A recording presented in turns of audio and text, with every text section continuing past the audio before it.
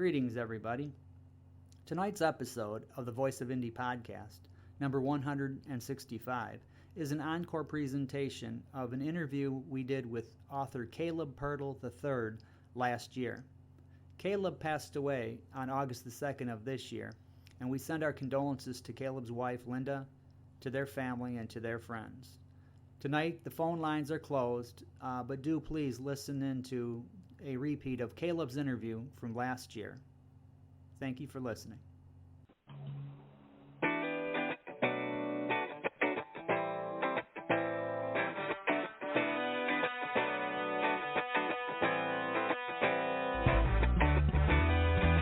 It's time for Voice of Indie. Your hosts today are Beem Weeks, author, producer, and marketing monster for independent multimedia publisher Fresh Ink Group, and Stephen Gies, author, producer, composer, and publisher for Fresh Ink Group. Good evening, happy Wednesday, everybody. Welcome to another episode of the Voice of Indie podcast. This is episode number 104, and I am your host, Beem Weeks, and with me is my co-host, Stephen Gies. How you doing tonight, Stephen? Well, I've been a little bit better. I decided to take a tumble and fall last night and messed up my knee, swelled up like a softball, and messed up my shoulder. But they're fine. I'm recovering. So if you hear me shift positions here and make this involuntary noise, do not be surprised, because it's been happening all day today. It can get ugly. Frogs are doing great. I appreciate the inquiries. Apparently those frogs are more popular than me or my books combined. I get lots of comments and questions and stuff, and people posting their frogs on social media and tagging me with them. So frogs are doing cool. Last 4 days I've had a big, gorgeous Luna moth out there. Those things are beautiful. And he's hanging with the frogs. Every time I go look, he's in a different position, so he's doing all right. He's just hanging out. But other than that, it's been a good week, because we finally tracked down one of our authors, Dr. Helen Burrell. She had been kind of missing in action for a month there, and, I talked to the doorman at her building in New York, and they said she had gone to the hospital, and I had talked to her a few days before that, knew that she was fighting pneumonia and some other medical issues, and then she went to the hospital, and we had no way to contact her, and her family wasn't returning calls. So we've been hunting for her for a month, and then finally we found her. She's in a rehab facility. She called us a couple days ago. She's been checking in with us. She's doing fairly well. She's dealing with some issues and stuff, but she sounds chipper, and we're just thrilled to know that she is at least fairly okay, and we are back in contact again. So best to you, Dr. Helen. We appreciate all your support. We're your friends, not just your publishers, and we're out here rooting for you. Yes, indeed. So glad to hear that she's, on the mend, and we hope to have her back in the audience. She's a loyal member of our listening audience here, and she's been on the show a time or two as well. So now, before our program, there's another great podcast. This is a video podcast, and it's live. It's the Meet the Authors podcast, and I was watching them tonight, as I tend to before each of these shows before we go live. And you can watch them too every night, the hour before this one. They're over on YouTube. It's Rob and Joan Carter. That's every Wednesday night. Yeah, that's tonight. It's Wednesday night. What did I say? Yeah, you said every night. I'm not every Wednesday night. Every Wednesday night prior to this show, it's on. This show starts 8 o'clock Eastern time. Their show starts at 7 o'clock Eastern time. And they can be found on YouTube at the Indie Book Source channel. So go over there and check out the Indie Book Source channel. They've got all the previous episodes are archived over there for them as well. And they go live, and you can communicate with them on Facebook, on Twitter, on YouTube. So there's all kinds of ways to watch and to. LinkedIn is a good place with them too. LinkedIn as well. LinkedIn, yeah. They send out the podcast invitations. That's how I get my link each to it. Yeah. So week. get over there. We're going to have a commercial from them as well before too long. They're working on one, so we will have one. In the meantime, here's a commercial for how you can participate in tonight's episode. Call 516-453-9902 right now with your questions or comments for tonight's guest, or post a note on Twitter with hashtag Fresh Ink Group in the body of the tweet, and we'll read it on air. That's 516-453-9902 or hashtag Fresh Ink Group on Twitter. All right. Hey. So pick up your phone and give us a call. Use the hashtag, all that good stuff. Yep. Now, we got a couple of books that we're looking to go into pre-sale this week. One of them is Practical Problems, 10 plays, 10 stories by J. Ash Looney, and they are actually plays, which, can be performed on stage. They're short plays. Some of them based on real things, some of them entirely fictional. All of them are interesting reads. And whether you buy it, just to perform on stage, that doesn't really matter because they're just good stories. So you can just buy it and read it and look at it that way too. We don't have the video for it done yet. It's actually done. It just needs to be exported and probably get that up on YouTube in the next day or two. The video for the other book we're trying to get out this week, Water Lilies Over My Grave, is on YouTube right now. Get over there, like it, and then like it again, and share it. And share it. And, make sure everybody's aware of it. But that's a very cool book that was edited by co-host Beem Weeks here. Would you endorse this book, Beem? I would highly endorse this book. Patricia A. Guthrie is a stellar writer. She knows her stuff.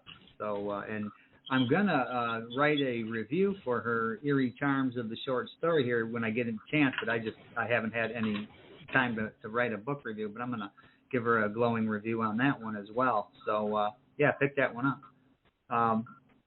Now, I've been hard at work this week producing a couple of audiobooks. I've got all of the files for Ellie Collins' audiobook, Mad Max and Sweet Sarah, and I've got most of the files for Girl Wears Those Shoes by Jenny Wong. So I am working on those throughout the afternoons, and today I couldn't do any work because I had a dentist appointment and was out and about on the road all day.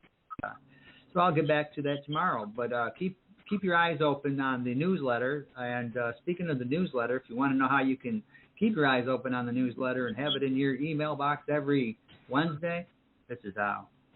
Stay on top of these podcasts and all things Fresh Ink Group with our weekly digital newsletter. New releases, videos, stories, excerpts, interviews, and more. Sign up now on the homepage of FreshInkGroup.com and be the one who knows what's what. What? Hey. This week's print bestsellers. Went over and had a look a couple of minutes ago. Shook my head. Fell on the floor. Reminded myself I got to quit doing that. That hurts like crazy. Got back up again and looked at the numbers, and they were true. Maximizing Happiness Through Intimate Communication, 3rd edition by the Doctors Shearer. That's Marshall L. and Margaret R. Shearer. #1 print bestseller for Fresh Ink Group this week. We still haven't figured that out, but Beem and I agree we need to get a trailer made for this book and get out there and start doing some additional promotion. See if we can keep this thing goosed while it's really going. The next two are by Mary Schmidt, Fresh Ink Group member and author. Sammy, Hero at Age 5, which is a memoir about her son's battle with cancer, and it's a little bit more of his life and the pictures and growing up and all the stuff that went into basically the sad, tragic ending. He was 5 years old when he lost his battle with brain cancer. And the next book here, When Angels Fly, is on the same topic, but it's more of the behind the scenes, what Mary had to deal with in dealing with the doctors and the hospitals and the bureaucracy and the insurance and all that kind of stuff. And she has some very strong opinions about what went right and what did not go right about that whole process. These are very poignant books. And that's in our #2 and 3 slots, Sammy, Hero at Age 5, and When Angels Fly. And now our 4th and 5th slots are occupied by the same book, hardcover and softcover, and they are selling exactly the same numbers, precisely the same numbers, neck and neck, hardcover and softcover. And Beem, can you guess whose book that is? I'm guessing it's somebody that played in a band called Alabama. Yeah, that would be Mark Herndon, Country Music Hall of Fame drummer. His memoir called The High Road, Memories from a Long Trip. We published that book in 2016.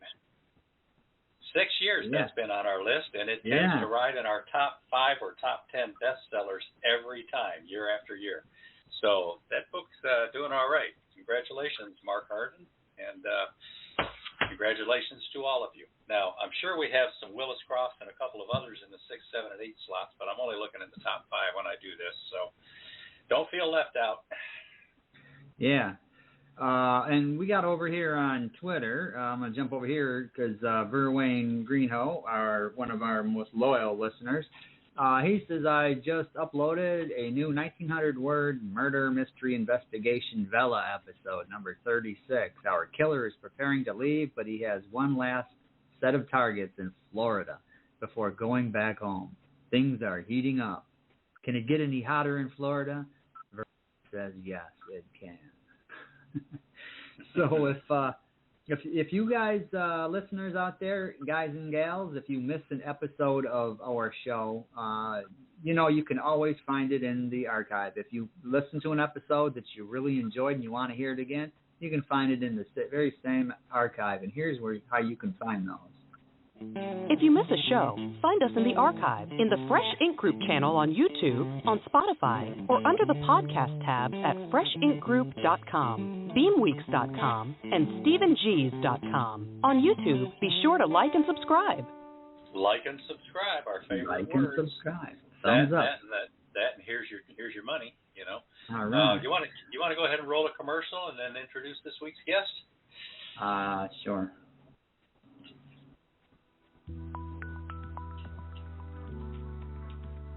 Still Not Enough examines the plight of minority millennials in the workforce.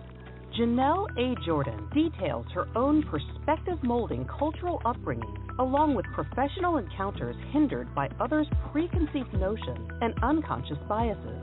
She shares examples that are relatable to many with similar experiences. The scars from every denial fueled the desire for each minority millennial to do more. This book also guides leaders managing today's DE&I employees. Norms are evolving, and organizations must adapt or be left behind. Proudly published by Fresh Ink Group in all print and digital formats worldwide, Still Not Enough brings transparency to the challenges of today's younger and more inclusive workforce. All right. Yeah. Now, that book is in pre-sale now. Going to be released August 9th, so you can go right this minute and order your copy. And Janelle A. Jordan, the author there, she was on the show here a couple weeks ago, and in the archive, her numbers are just skyrocketing. There's a lot of interest in her episode. It's the top episode right now throughout our various archived episodes for the last couple of weeks. So, hey, get over there if you missed it. Get over there and give it a listen and find out what all the hubbub's about. I'll tell you. All right. Now, to our guest. Caleb Pirtle III is an award-winning author who may live in the present, but he prefers the past.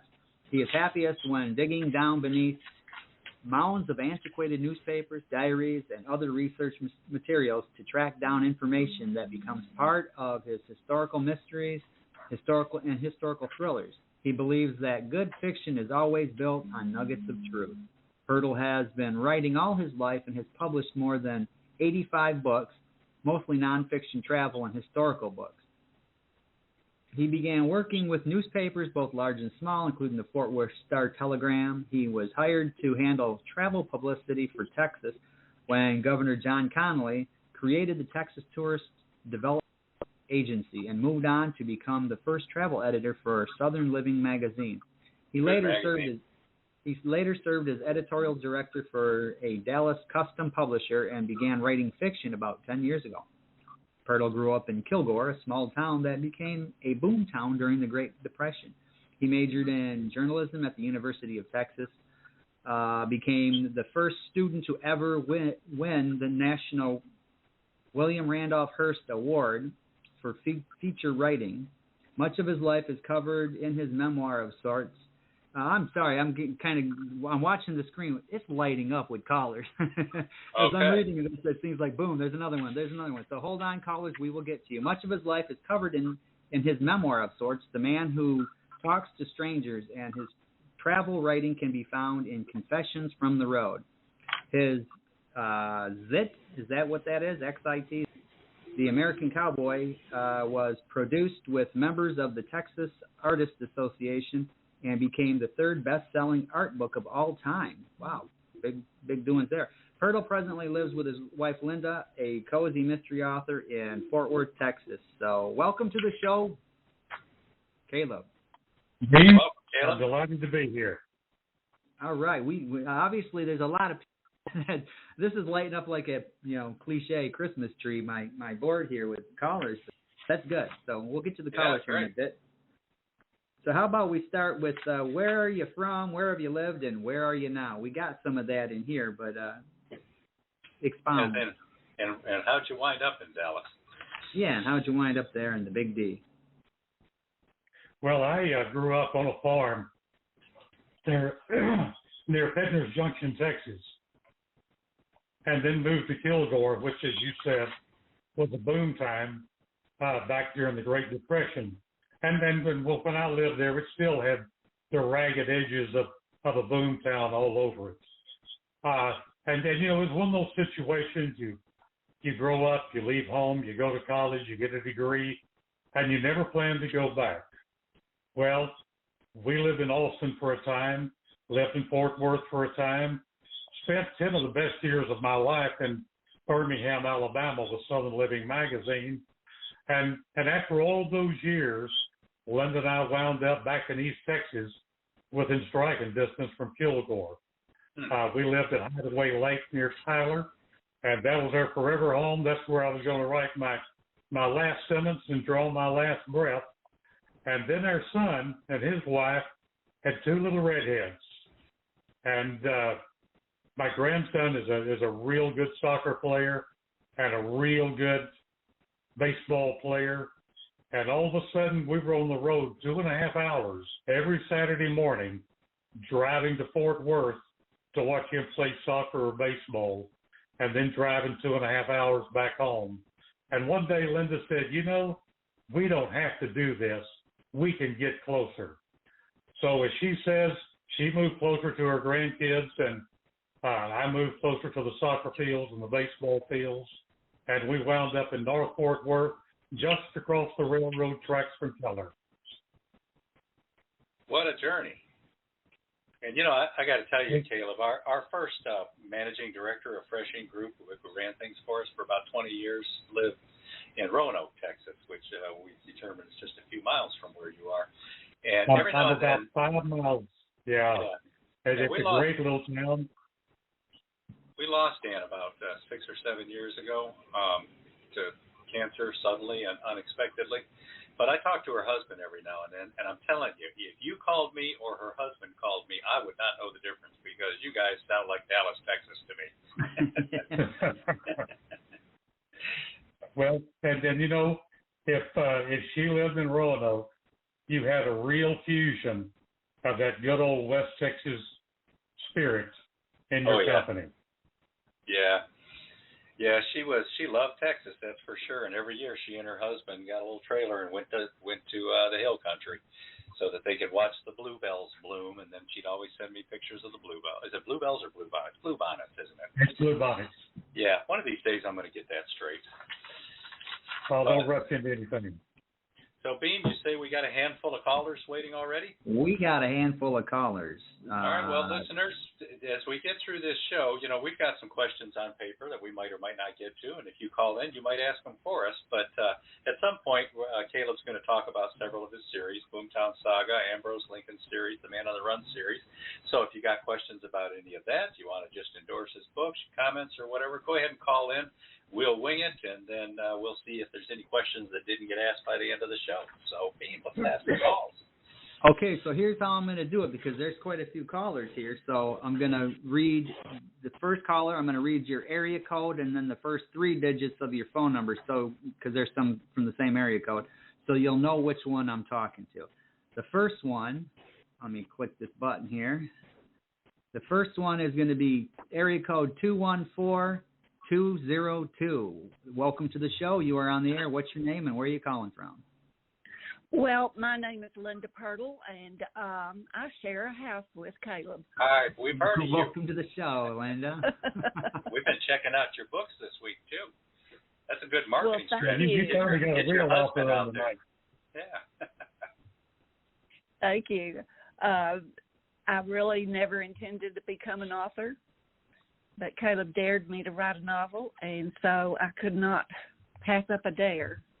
Yeah. And I wrote my first book, The Mahjong Murders. Cool. Well, all right. Congratulations. Thank you. Well, Thank you. It's been a trip.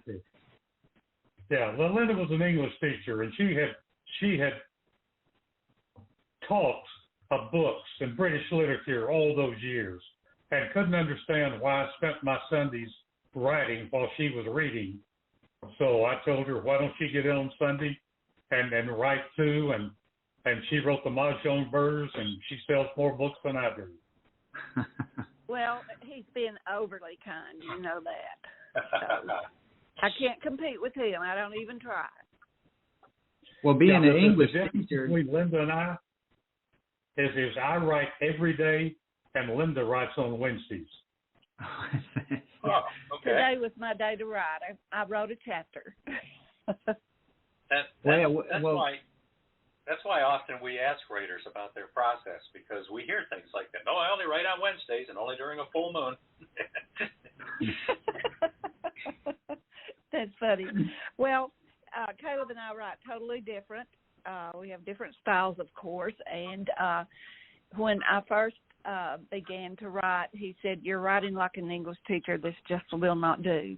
So it's really been a challenge. I always taught technical writing, and I wrote grants for the school district where I worked, and that's totally different than creative fiction. Yeah, definitely. Yeah, I was going to say, you being an English teacher, I'm guessing you've got the mechanics down straight. But what's it like for you being a first-time novelist? Well, it's been a challenge. I'm a plotter, and I outline a whole book before I even write the first word. Yay. I love you. So, you know, I taught outlines. You know where you have to use that outline as a roadmap. So I have to practice what I preached all those years. Yeah. Yeah, they come in handy. Cool. They do. They do. When you write only on Wednesdays, you really need that outline to refresh your memory. The Wednesday Writer. There's a new book for you. So you're endorsing. A little liberation. Yeah. So you're endorsing Caleb's books. You recommend to our listeners they check them out? Absolutely. You know, I have the privilege of editing those books, and so I get to see them firsthand, and I'm just really proud of him. Yeah, cool. And listeners, of course, if you're out there looking for books by a Pirtle, there's more than one Pirtle, you know. Yeah, she doesn't say that when she edits and brings out the knives and axes and leaves blood splattered in the carpet.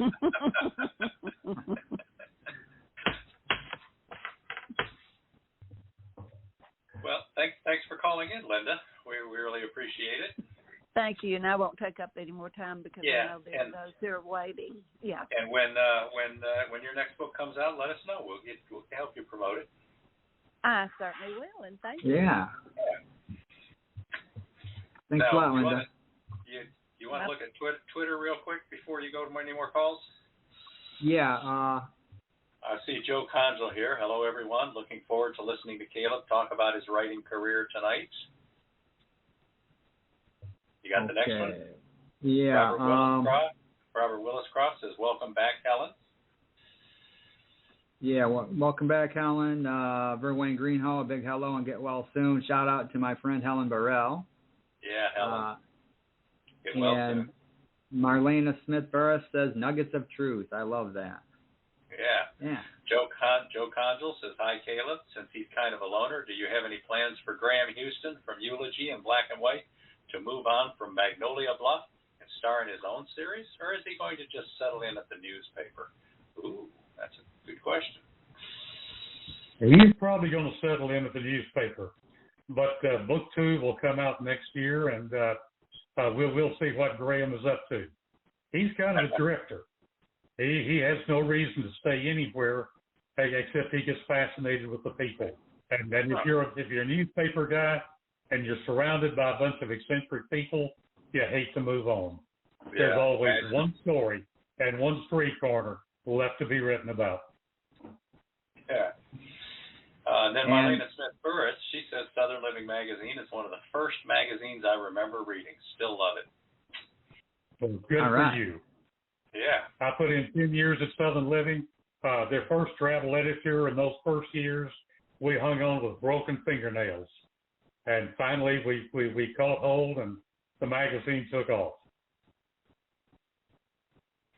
All right. How about we move on to and then take a call?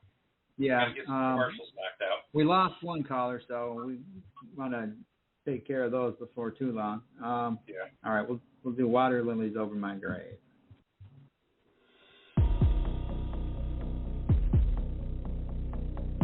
Psychologist Annabelle O'Brien flees from her psychotic ex-husband in New York City, only to find he is stalking her across the country with deadly intentions. She takes a job in the resort town of Lake Nager. When a series of attacks place her in even greater danger, Annabelle turns to hostile burnout of a detective, Mark Driscoll, who is assigned to protect her. Then, two women who resemble her are murdered, and the town is gripped with fear. Mark and Annabelle must work together to catch the killer before he catches them. From the celebrated author of such bestsellers as Legacy of Danger and her collection Eerie Charms of the Short Story, Water Lilies Over My Grave is a novel of psychological suspense about one woman searching for a new life, even as she is threatened by her old one. Proudly published by Fresh Ink Group, Water Lilies Over My Grave is available in all print and digital formats worldwide. A fantastic piece of writing there, so get out there and grab your copy. Yeah, all right. Check out the video. We are going to move to the next caller. Now, this caller is going to be same area code, area 214, but the first three digits are 244. 214-244. Welcome to the show. What's your name and where are you calling from? Well, awesome. Hello, Beem and Stephen. This is Rox Berkey in Dallas, Texas. Hi, Rox. Welcome to the show. Well, thank you very much. What an honor to be part of this fun evening. All right. Right. That Roxanne is one of my favorite people and an absolutely brilliant writer. Oh, cool. She and her writing partner, Charles Brakefield, have the best-selling Enigma series. They're techno thrillers, and if you really want to go into a world that you didn't know exists, just read one of their novels. Wow. Oh, Caleb, you are There's way a lot too more kind. truth there than I hoped. Way too kind, but thank you. So you have a question or a comment? I have a comment. The Eulogy in Black and White is a fabulous Magnolia Bluff Crime Chronicle installment.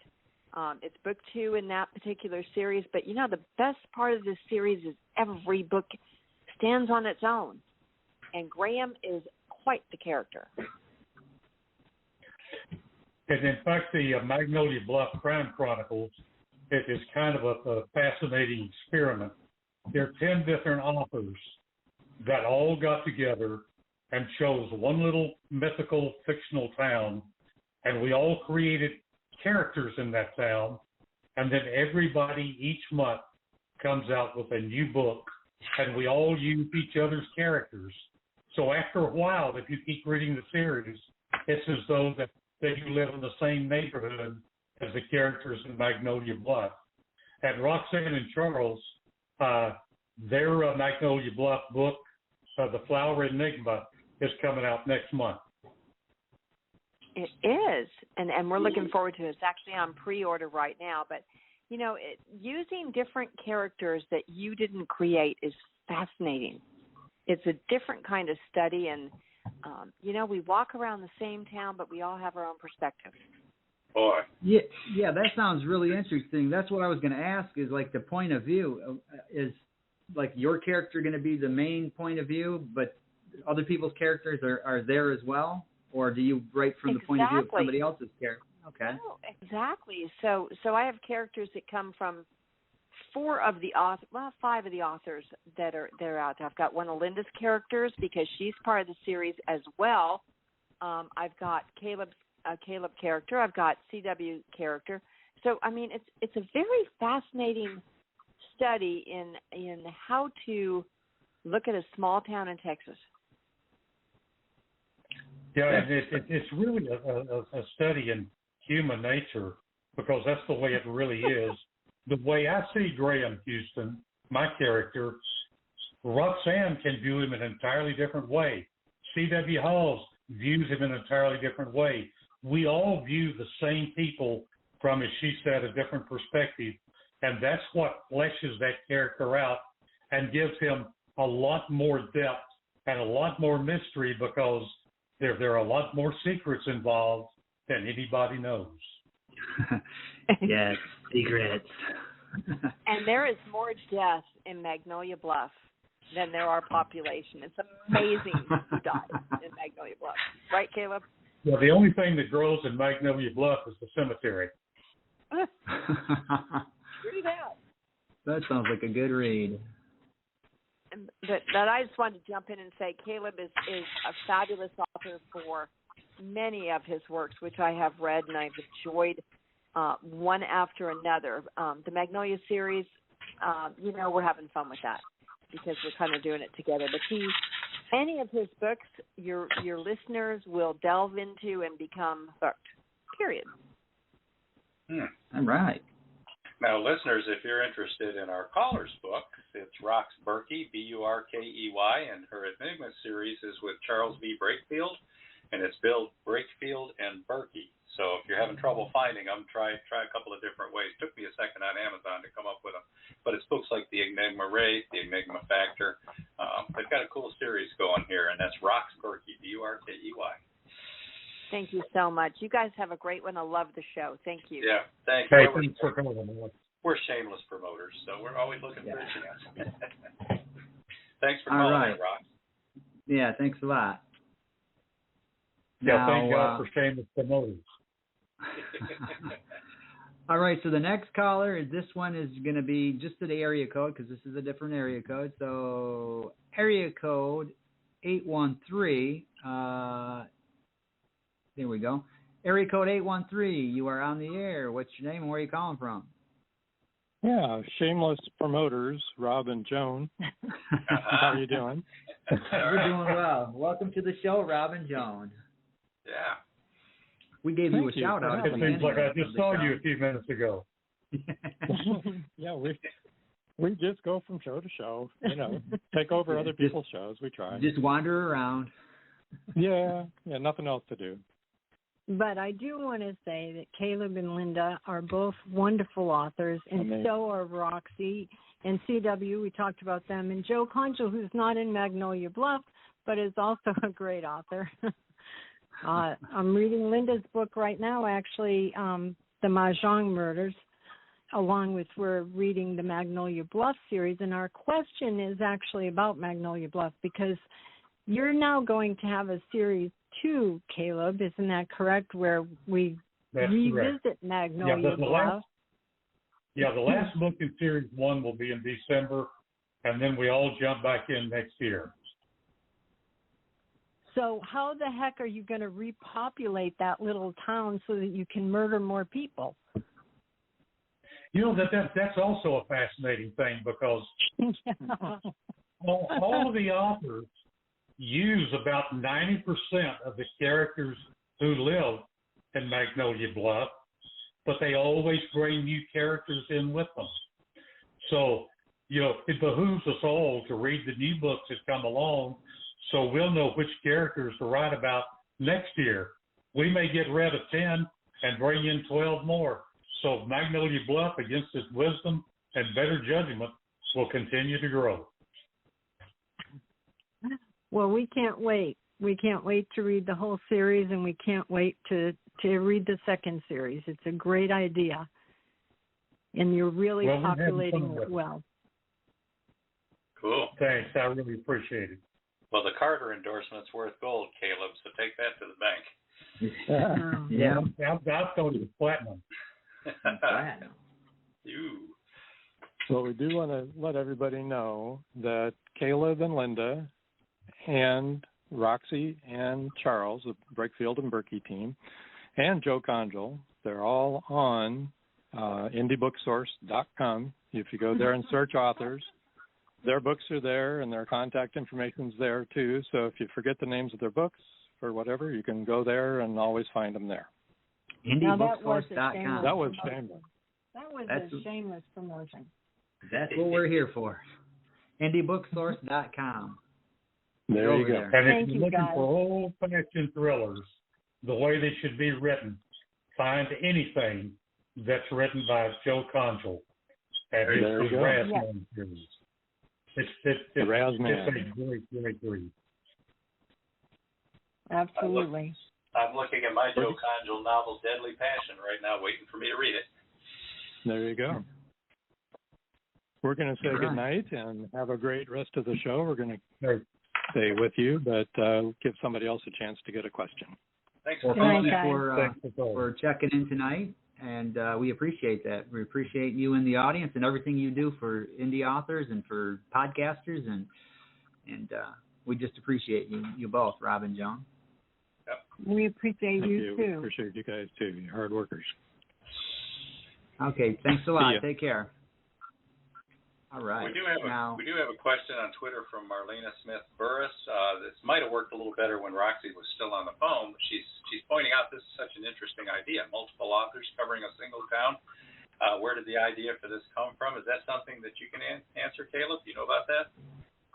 It is indeed. C.W. Halls, who lives down close to Houston, in Katy, Texas,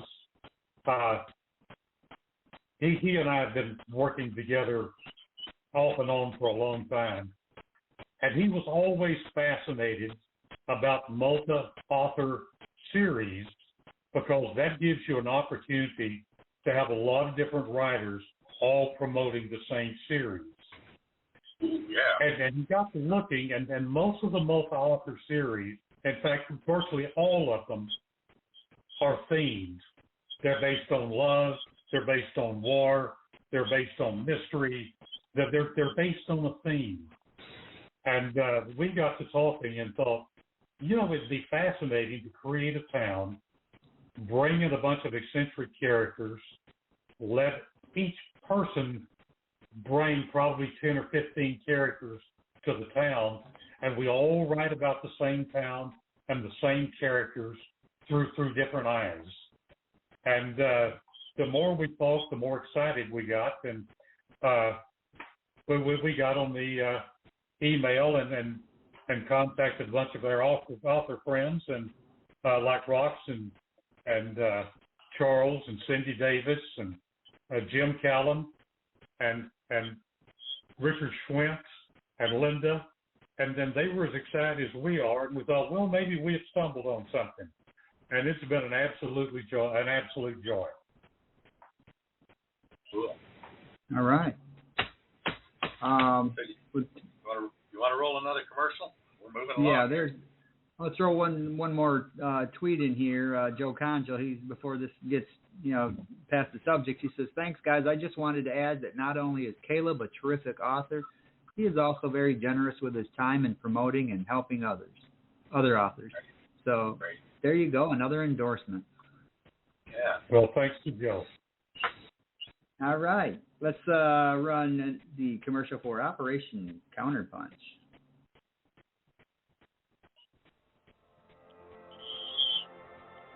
North Korea will be the biggest challenge to your presidency, warned the outgoing commander-in-chief.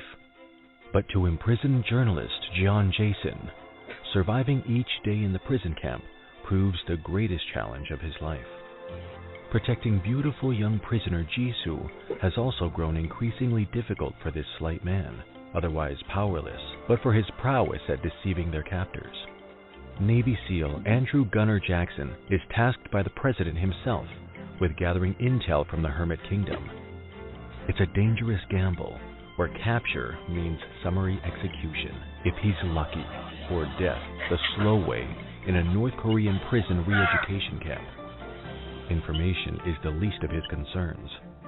though as the President agrees, he can leverage this mission to satisfy a few goals of his own. How far will each man go to fend off the cruel machinations of a ruthless dictator? And will that be enough for either to survive? Operation Counterpunch is ready to read now. Proudly published in hardcover, paperback, and all ebook formats by Fresh Ink Group. By Mark Marlowe. Operation Counterpunch.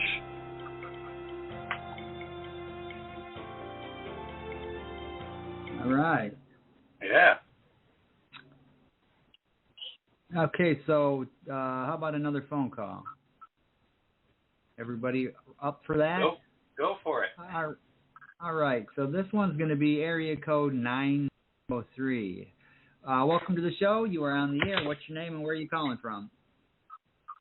Oh, my name is Jim Callan. I'm calling from Winsboro, Texas. Well, welcome to the show, Jim. Do you have a question or a comment for tonight's guest? Well, I'm going to toss in a comment. I'm involved in the Magnolia Bluff series, and I'm going to just comment on how much this group of authors have to work carefully together. Fortunately, they have all have access to Zoom, and we've had a lot of Zoom meetings to decide on things. But here's an example for you.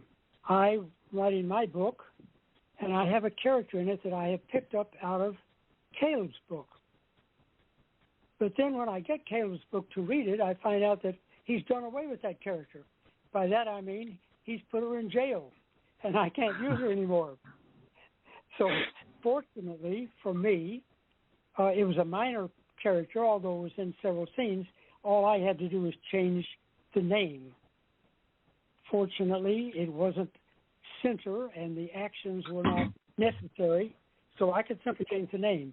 But it means that we had to tell people, oh, I'm going to kill this character off, or I'm going to bring in another character, a new character, and here's the bio so that you may want to use that character. So we had to have a close, really, relationship and a lot of information exchanging hands between 10 different writers. That's kind of an interesting take there. I mean, if you would have to know what's going on with the other writers' characters. And I guess this is where Zoom really comes in handy. It does indeed. And Jim's book just came out this month. It's so you won't know how or when. And then it is a truly a genuine cozy mystery. Wow.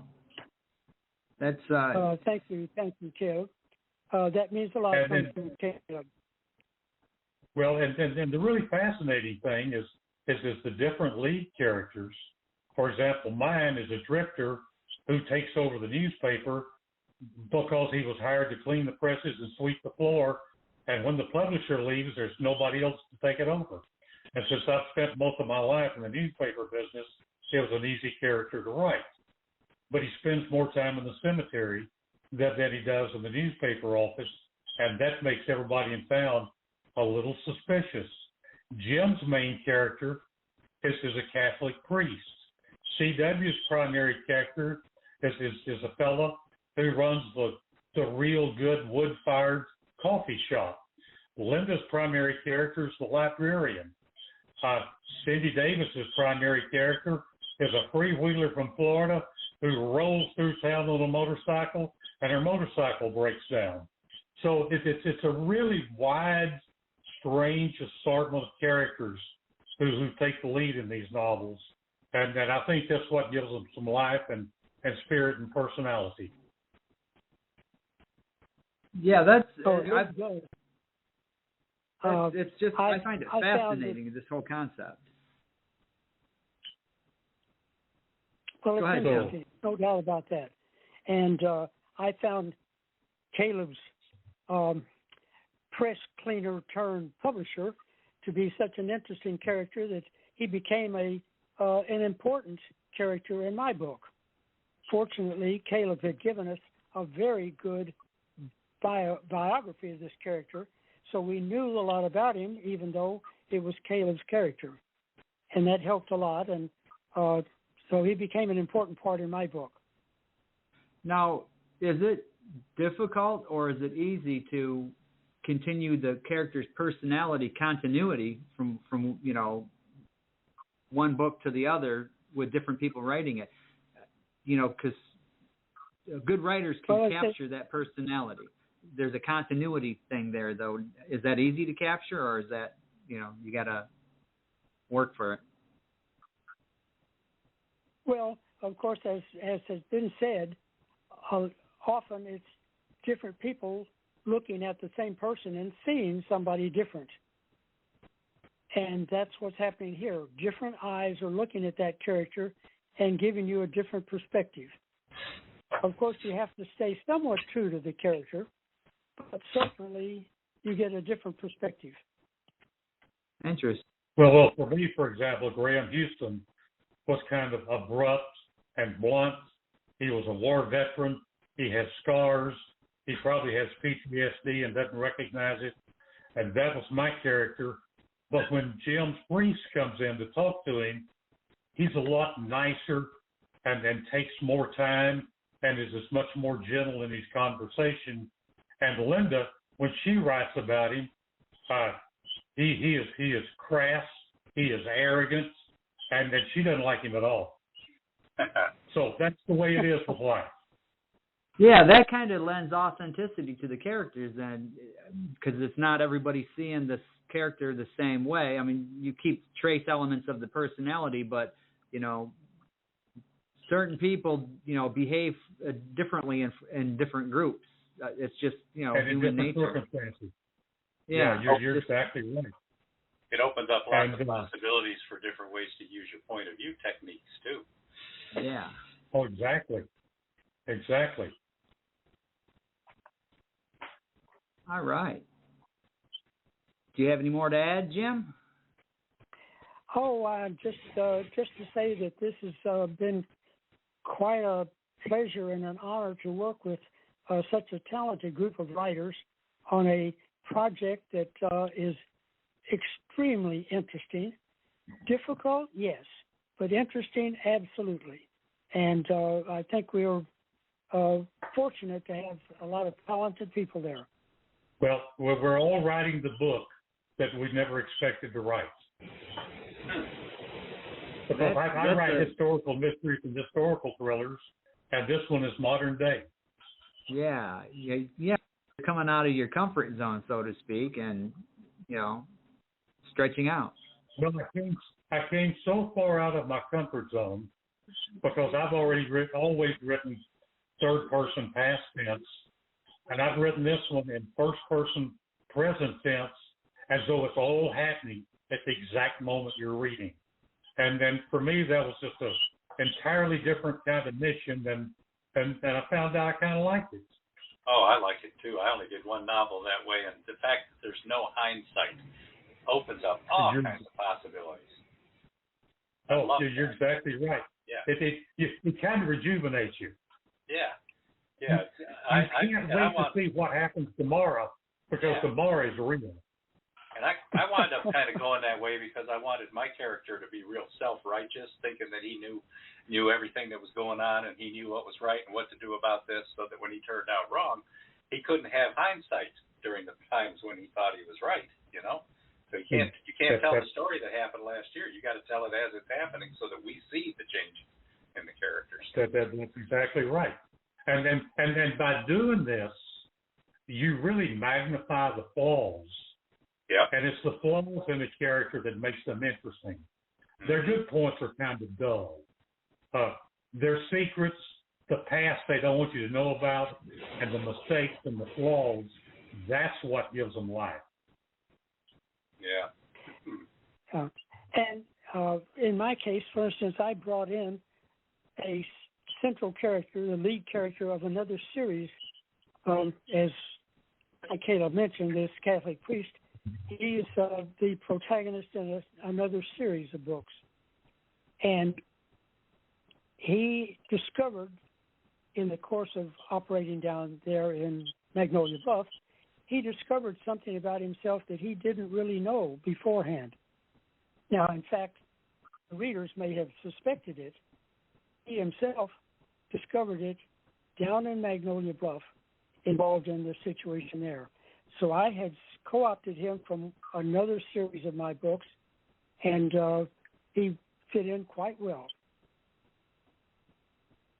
Interesting. That's what makes it worth reading and writing. All right. Well, thanks for calling in and adding to the conversation, Jim. We appreciate that.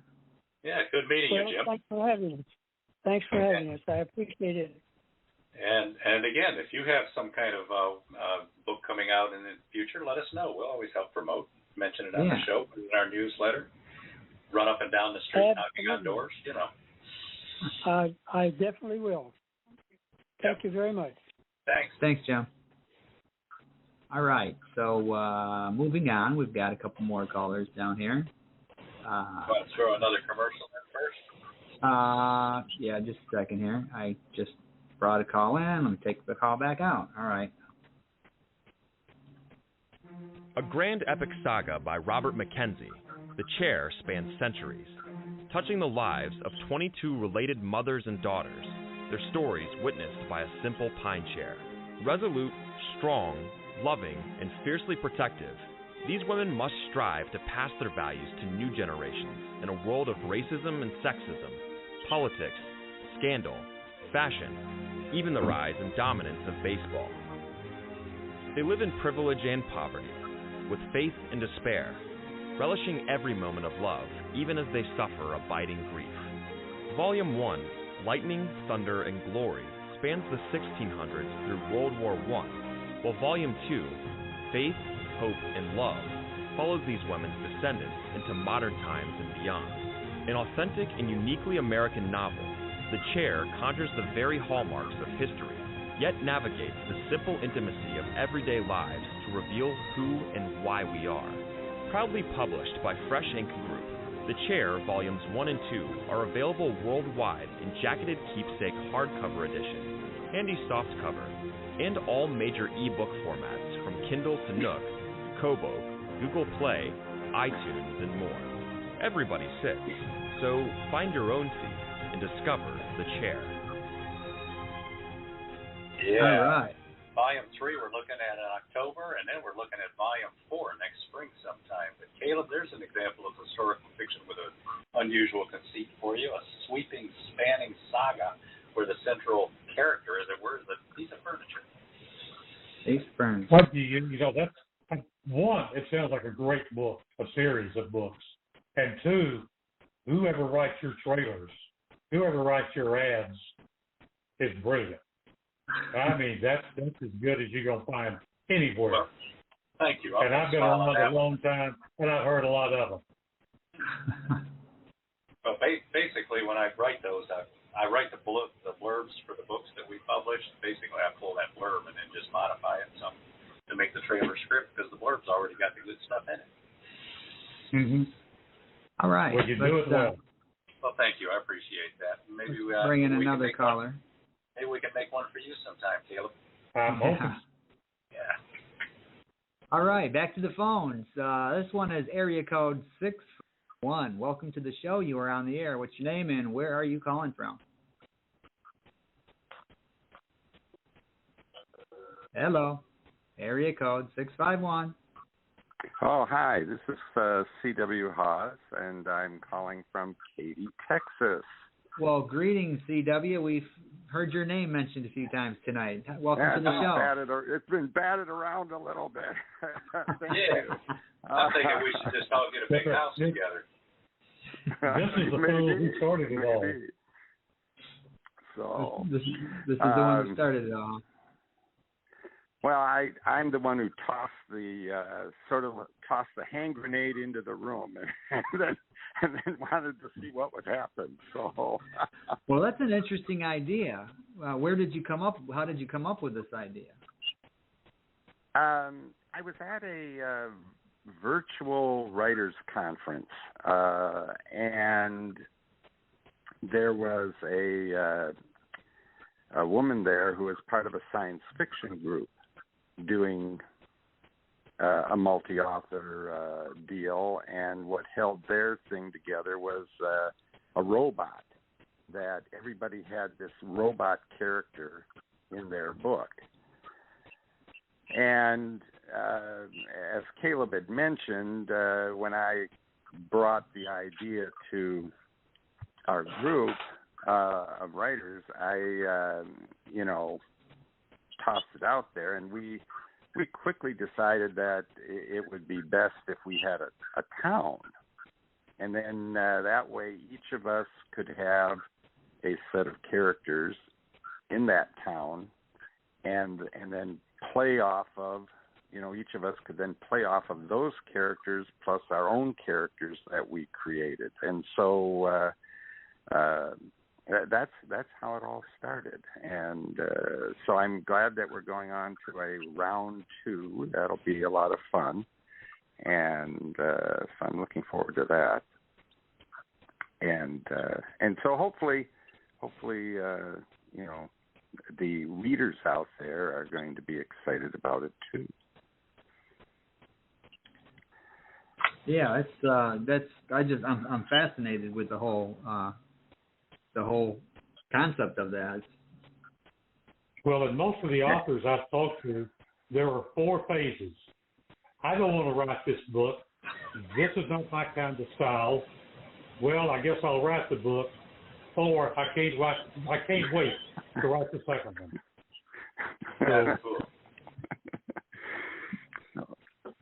Now, I do have a question, though, for Caleb. I really like his Boomtown saga. I think Eudora and Doc, the 2 main characters, are just fabulous. I don't know how any guy reading that book couldn't fall in love with Eudora. And so I'm wondering if there are going to be more books in the series. There are going to be more books. In fact, there would have been one already written if Magnolia Bluff hadn't reared its ugly head. But the interesting thing is, as we talked about earlier, I was born and raised in a boomtown. And I grew up on the streets, listening to all the early oil field stories that emanated from the days of the Great Depression. And those stories kind of tucked away into the back of my mind. And I woke up one day and thought, nobody's ever really written about the East Texas oil boom. And I think I will. And so that's when I started. And the Doc character was really fashioned after the old wildcatter, Dad Joyner, who came into town with $45 in his pocket and was going to drill for oil. And he raised money to drill his first discovery well by going to Dallas. And he'd pick up a Dallas Morning News and read the obituaries and find the richest widow whose husband had an obituary, and he'd knock on her door. And Dad Joyner always said, every woman has a certain place on her neck that if you kiss it, she starts writing checks. Now he built the oil field. Okay, great. so in other words, Caleb, what you're saying is that I'm the culprit who's delaying you from writing more Boomtown. You're in. And then had to call to ask him where's the next one.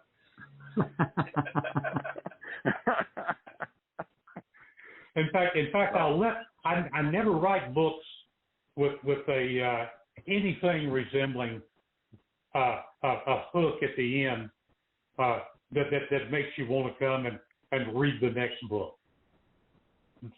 In my last book in the Boomtown series, I did, and I haven't gone back and visited it yet. And every morning I feel guilty, so I guess I'll defray that guilt sooner or later. It's like watching a series on Netflix, and you watch every season, but that last season hasn't dropped yet. It's like, That's right. Play the main game. The next episode. Yep. So, Well, that's good to know. That makes me feel a whole lot better because I have to confess Eudora is sort of the secret love here, and so it's good to know she's going to make a comeback. So the ironic thing is, and you know this, CW, this whole series was going to be written about Doc. This was Doc's book. I mean, he's an old-fashioned, flim-flam, charlatan, charismatic, like a brush arbor evangelist, and I've always loved con men. Back when I worked the police beat for the Star Telegram, I loved to write stories about con men. They fascinated me, that they were like magicians, that they were the great illusionists. So this was going to be about Doc. And I wrote the first chapter about Doc. I wrote the second chapter about Eudora. And when I finished it, Eudora had taken the story away from him, and I switched. Eudora leads off the book, and Doc's the second banana. And that happens sometimes. Well, it's, you do fall in love with your characters sometimes, and it may not be the character you were thinking, but when you fall in love with that character, then, yep, everything else goes out the window, that's for sure. You're exactly right. It does indeed. Yeah, it's kind of like the old TV series Happy Days back in the 70s. The character of Arthur Fonzarelli was supposed to be just this occasional character in the background, but everybody loved him, and he ended up becoming the star of the show. And much so that they wrote out, but actually didn't write out, they just quit writing Richie Cunningham's older brother Chuck, because Fonzie became the older brother, and they didn't need Chuck anymore. So Chuck just kind of disappeared. And he was much more interesting. Yes. Yeah, that happened with a lot of shows, really. Like Family Matters lost one of their children when that neighbor next door, Urkel, turned out to be the most popular thing on the show. So they turned it into the episodes were all about Urkel, and they didn't even need all those kids anymore. They quit writing them. There you go. That's like one of my favorite old Western actors was Strother Martin. And he always had vet roles. So when you sat down to see a movie and you saw Strother Martin walk across the screen, you relaxed and said, this is going to be a good one. What we got here is failure to communicate. Some men you just can't read. Exactly right. Yeah, brilliant character He's actor. wonderful. Well, thanks for calling in, CW, and we got one more caller. You're very welcome. That's fine. Keep us informed of your project. It's good. Thank you. Good chatting with you guys, and I'll be back. All right. Thanks. Have a good night. Thanks, CW. Good night. All right. Bye. All right. So we'll do. We got one more caller here. Let's take care of this one. But the phone lines will remain open, everybody. So if you want to call in, even up to the last minute, we'll take calls. Area code 646. You are on the air. Welcome to the show. Where are you calling from? Hello. Area code 646. Is it me, Helen? That's you. It's yes, you, Helen. You. It's Helen up here at Riverside Rehab. All right. Welcome, Helen. This is Dr. Helen And Burrell. it's terrible to be partially paralyzed. But my brain isn't, and I love all your authors and you guys. And my voice doesn't sound real because it has something to do with the partial paralysis that they're working on. You and I sound just had some birthday cake. Strawberry shortcake. Strawberry shortcake. I don't know whose birthday it was. So how are you guys doing? We are doing well. It is good to hear from you. How are you doing on Twitter without me there? Oh, things are slow without you, so you got to get back. Always there slow. I'm letting you know, usual, guys, that I'm telling the doctors and nurses about your company and about my books. Yeah. So some are buying them, and one of the nurses bringing it up for me to sign the 2 books. Yeah. Well, now we got. How do you like that? And now you can talk about Caleb Pirtle, because you got to hear his podcast tonight and learn more about his books. And he's got some great series out there. So help type them up if you would. Yeah. I always like the fact that you were always. I mean, you could be in the ambulance on the way to the hospital and trying to sell a book to the EMTs, and I always like that. Yeah, it's important to know. Yeah. That there's a new disease that nobody has named that befalls elders. It's weakened muscles when you're not exercising. We'll have to give it a fancy name. Maybe they'll name it after you. So if you have other medical people in your group, right? Yeah, a couple. And they should look into that. Yeah. But it's not nice to be a patient. No. It's better to be at your typewriter or computer. Yeah. Indeed. And all your great writers, keep writing. Keep writing. Yep. Well, thanks for calling in, Helen. We're glad to hear your voice. I know a lot of our listeners are glad to hear it, too. I don't know if you heard earlier, but we had a bunch of tweets from people wishing you the best. Yeah. Oh, thank you.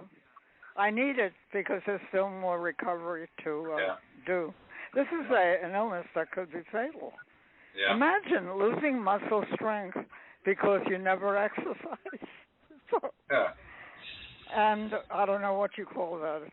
So I wish everybody well, but do lots of exercise. Don't just stay at the typewriter or computer. Yeah. You have to move your body. Yep. Indeed. Take that laptop and climb a tree. What's that, Caleb? While you're moving your brain, you have to move your body. So take care, Beem and Gary, and be well. All right, thanks. Thanks for calling in, Helen.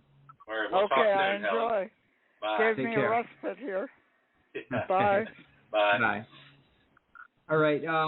Over on Twitter, there is a tweet from Robert G. Williscroft commenting about what we were talking about prior to Helen calling in. He says, in my series, The Orc Chronicles, a character took over in the second novel, forcing me to make a major revision in my outline. So there's another example. And Verwayne Greenhow says, hello. Another outliner, too. Yeah. Verwayne Greenhow says, hello, Helen Burrell. We have missed you. And it was good to hear from Helen on the phone tonight. So. Yeah, definitely. All right. Well, Caleb, we're starting to run out of time here. You want to tell us a little bit more about some of the series or books that you haven't talked about yet? Yeah. When the series that I was really, and I guess all authors, the series you're working on at the time is the series that's the favorites. But my first one was the Ambrose Lincoln series, and really the fascinating thing is how it came to an existence. I was up late one night after midnight, just roaming the TV channels, couldn't sleep, and all of a sudden I ran across a documentary, and it was about real government experiments on the human mind back in the 1930s, when they were trying to be able to program human behavior and reprogram the brain. And they were using shock treatments, electrical shock treatments, LSD, hallucinatory drugs, anything so that they could erase the mind and reprogram it. And I thought, that's absolutely fascinating, and I didn't know it existed. And suddenly I heard a voice that said, that's me. And it was Ambrose Lincoln.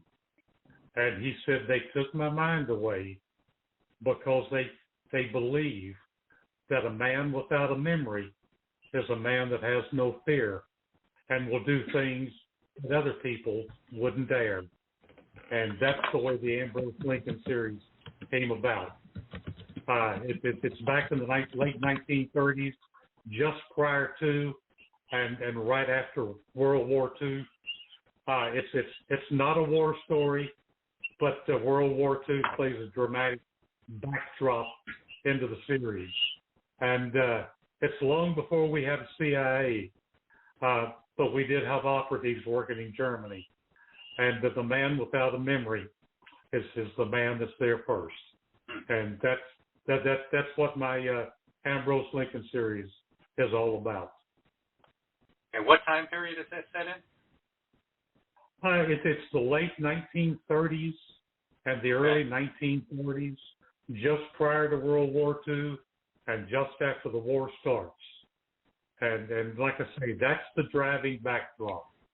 The first novel, Secrets of the Dead, as you all know, in World War II, the government did not want to go to war because too many major American companies was making far too much money off of the German marketplace, and they did not want to anger Germany. And it really took of the Night of Broken Glass in Baden-Baden for the secret of the atrocities of what Germany was doing to get out. And this is the story of Lincoln going to Baden-Baden after the Night of Broken Glass and coming back with photographs that splashed on the front page of the New York Times, and that's what woke America up. And as always, most of my books and most of a lot of novels may be totally fictional, but as we said earlier, they're all based on a single nugget of truth. Yeah, they have to be if you want people to be pulled into that world, that it's believable.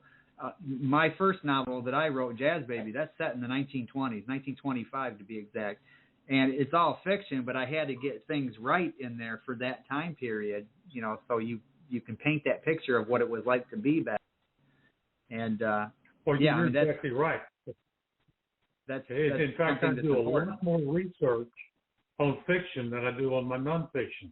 And in fact, there's a scene or a chapter in the book where the German locomotive comes into Polway, Poland, and picks up the Jewish people to take to a concentration camp. And I did the research until I found the name of the company that owned the railroad and the number that was on the train, which I included. Now, most people will read that and will just think, that's something I made up, but I know the difference. Yeah. And that's all that counts. That's all that counts. Although there is somebody else out there that will always notice it. Always. Somebody else that knows and will catch it. Always. Yeah. Yeah. Now, you had mentioned that, American companies making money off of Germany at the time. Prescott Bush was heavily invested in Nazi Germany, so much so that he ended up once we got into the war, he was still doing business with them, and he got in trouble with Congress. And you can still find the sanctions put on him by Congress in the congressional record that's still there. I read that years ago. But it's just amazing that you're doing business with somebody that we're at war with. It's like, really? Yeah, and somebody who's guilty of so many atrocities. It's not just a war. It's a war on the human soul. Yeah. And in fact, a lot of the great names in American business, if you go back and do the research like Bush, you can find their names linked. And it's always a shock because we don't realize it because they don't teach it in school. No. We've been there's a lot of interesting stuff out there. Too long. Well, you'd be amazed at what they don't teach in Alabama schools. They literally keep passing laws out here. You can't teach this and you can't teach that. So your next book, Eulogy in Black and White, what can we expect from that? Well, Eulogy in Black and White was the one that I just did. The next one I don't have named yet because I hadn't started on it. I'm working on 2 other books to get out, both nonfiction books. In fact, I have a book just coming out probably next month on Border, Texas. It's called Border, The Last Dance Before Sundown. And Border was an oil boom town back in the 1920s that had the reputation as the wickedest town in Texas because it was run by gamblers, brothels, dance hall girls, and beer joint smugglers. So it is my favorite people. And it's coming out soon. And then I have another book on a former SMU All-American basketball player. It'll be out probably just before Christmas. I'm writing on it as we speak. All right. So what sort of fan reaction are you getting from your books? You know, reviews or emails or people hitting you up on Twitter? What kind of reaction are you receiving? You know, they're getting extremely favorable reviews, and you know, there's some reviews by people I know, and you thank them for giving you a nice, wonderful review, but you wonder if they might be just a little prejudiced because they want you to buy them a drink the next time you're at the bar. Oh yeah. But it's those reviews. Yeah, it's those reviews from people you've never heard of, you don't know. In fact, the Boomtown, the first book, Backside of a Blue Moon, I got a review from a lady I'd never heard of that said this book should go down as a classic in American literature, and she compared it to The Grapes of Wrath. So, you know, that was kind of a stunner. That's like turning your head around the corner and find out somebody really likes what you did, and that both flatters you, honors you, and extremely humbles you. And you swear, if you thought it was good this time, I'm going to work real hard to try to be better next time. Yeah, that's high praise. That's high praise. The next book has to be better than the last one. I mean, Steinbeck, he's one of my all-time favorites. I think he's a lot of people's all-time favorite. And I love his comedies. Everybody remembers his Of Mice and Men and The Pearl and Grapes of Wrath. But, you know, Cannery Row and Sweet Thursday are just Cannery Row's my masterpieces. favorite. I love Cannery Row. And they even did a good job on the movie on that. And they don't always do a good job on Steinbeck movies. Grapes of Wrath and Cannery Row. Grapes of Wrath. They stayed faithful to the book. Yeah. In fact, Grapes of Wrath. Yeah, it should be outlawed if they didn't stay faithful to the book, because the book had all the heart and soul and humor that you'd ever want. And down on the wrong side of the wrong part of town. Yeah, Grapes of Wrath, when they got to making the movie, they actually sewed in government propaganda into it. You're right, during the Depression, and they were selling the government and Roosevelt and his plans as the savior, and you didn't see that in the book, but that's how they sewed it into the movie. Still a good movie. Mm-hmm. Love Henry Fonda, but I picked up that. Well, Henry Fonda made the movie because most people watched Henry Fonda and probably glossed over the propaganda, but it was there. And then, like you said, it wasn't in the book, and then the book will just leave you breathless. Yes. That's still to this day, one of my all-time favorite books. And I also liked his memoir, Travels with Charlie, where he did this cross-country travel with his dog. You know, when they were both elderly, he called them a couple of elderly gentlemen, him and his dog. and Steinbeck could do it with heart and with a lot of warmth, as well as humor. And then he could get away with it. So, Caleb, do you have advice Jack for Kerouac did the same thing, and from a totally different perspective, and they were both brilliant works. Do you have advice for the other authors out there who are listening? You know, the single piece of advice that I would give authors is you go to writers' conferences and you've listened to writers talk about writing, and they tell you all of these rules, and then you must begin the book with a hook, and you've got to do this, and you've got to do that. And the reality is, when it's all said and done, there are all no rules in writing. It's all about the story. Write the story that you want to tell exactly the way you want to tell it. Now, there's some things you can do to improve your writing, but it's all about the story. And you read the great books and then the popular books, and they're all totally different. Otherwise, if people went by the same formula, all the books would read alike. And today, too many of them do read alike. that they read like the last television show they watched. But the books, when you really have a story that's burning in your heart and demanding that it must be written because it must be read, that's the way you tell it. In fact, I interviewed James Patterson one time, and he said, the way I write my book is as though I'm sitting across the table from one person, and I'm telling that one person the story. And that may be the best way to tell it. Let's hope that person leaves reviews on Amazon. and choose the voice of Indy. Yeah, there you go. So, Caleb, how can people contact you? Social media, blog, website, Facebook, Instagram? Or at least learn more about you. Or at least learn more about you. Linda and I have a website, which is a pretty serious website, called simply CalebandLindaPirtle.com. And we devote 90% of the websites to obviously our books and other books.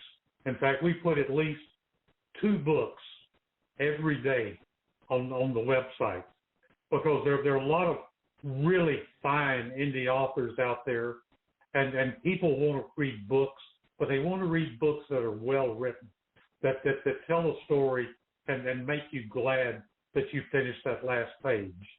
So we try to track those books down, curate them, and promote them. And as a result, you can find our books. We had Beem's book up the last 2 days as our Book of the Moment Club selection.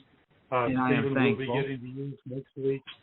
And the thing is, people are looking for that they're looking for places to browse that has independence.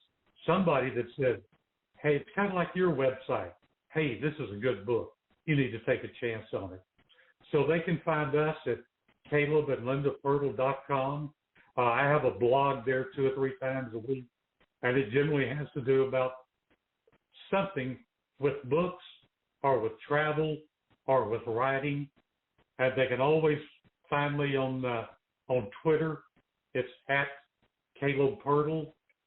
They can find me on email, and I'd love to receive emails and love to answer emails.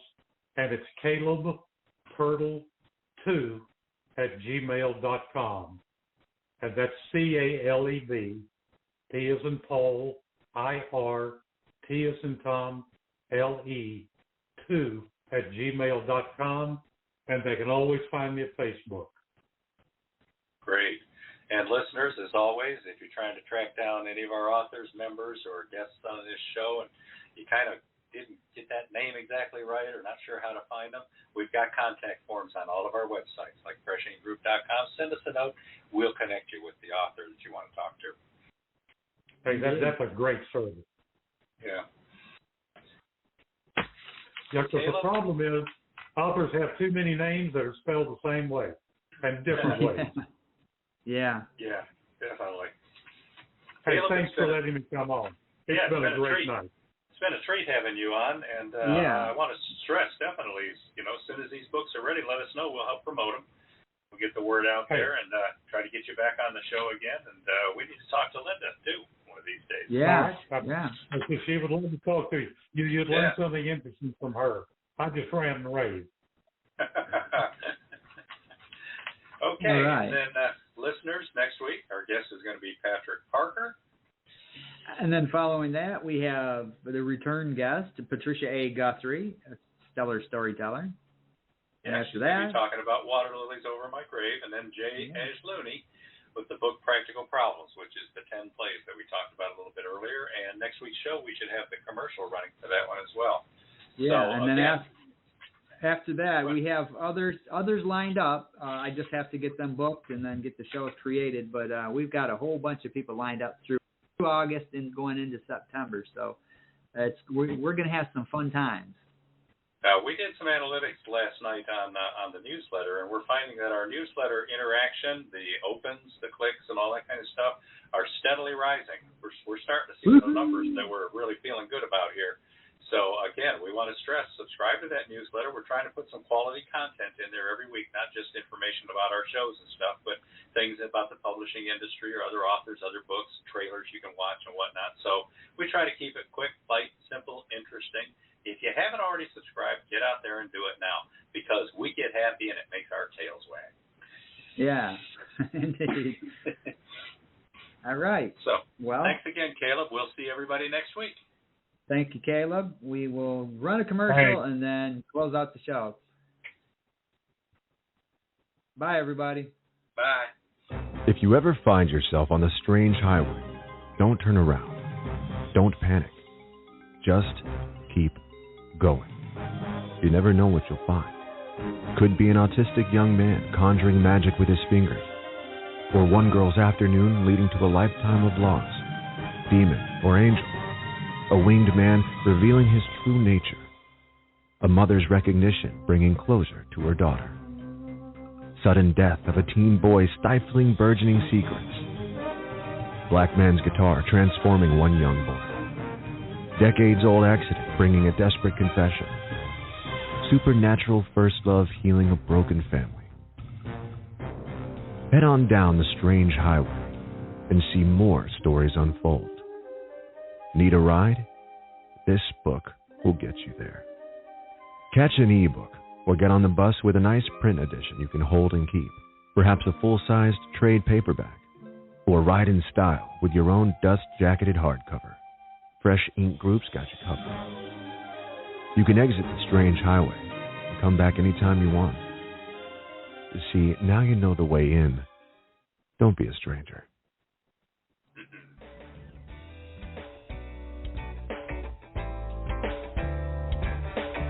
You've been a part of Voice of Indie, a production of Fresh Ink Group.